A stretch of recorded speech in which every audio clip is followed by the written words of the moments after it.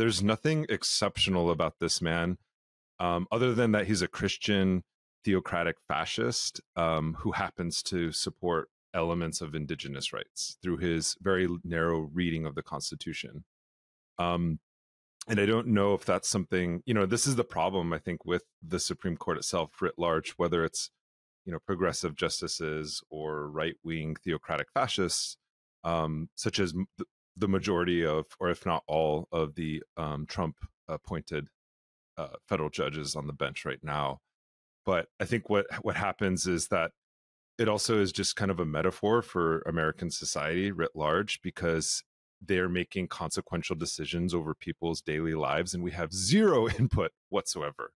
But yet we also act like, as commentators of people who comment in the media, we act as if our opinions matter, right? And I think it's also worth pointing out that even if you read these opinions, if you can stomach reading these opinions, they're written in this kind of like really coded language of like, this Supreme Court decision, this Supreme Court decision.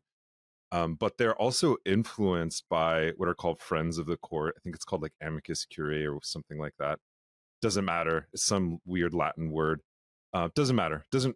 Really doesn't matter if you know that word or not. What you need to know, though, is that like politicians, Supreme Court justices can be lobbied by special interests.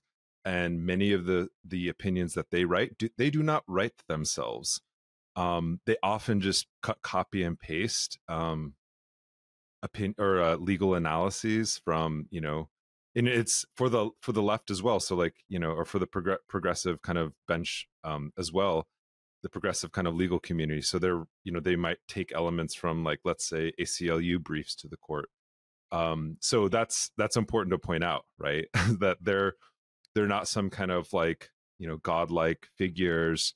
They're influenced just like all the politicians are by a lot of money. So when all of these reports come out of people like Clarence Thomas getting flown around the world by his, Christian fascist billionaire buddies, it's a little bit deeper than that, because it's also influencing their decisions, right, and the kinds of opinions and legal briefs that they read. And you can hold me to that. I don't believe in kind of reproducing that elitist system. And there are kind of law schools out there at Ivy Leagues, God bless them for writing these briefs and trying to influence judges.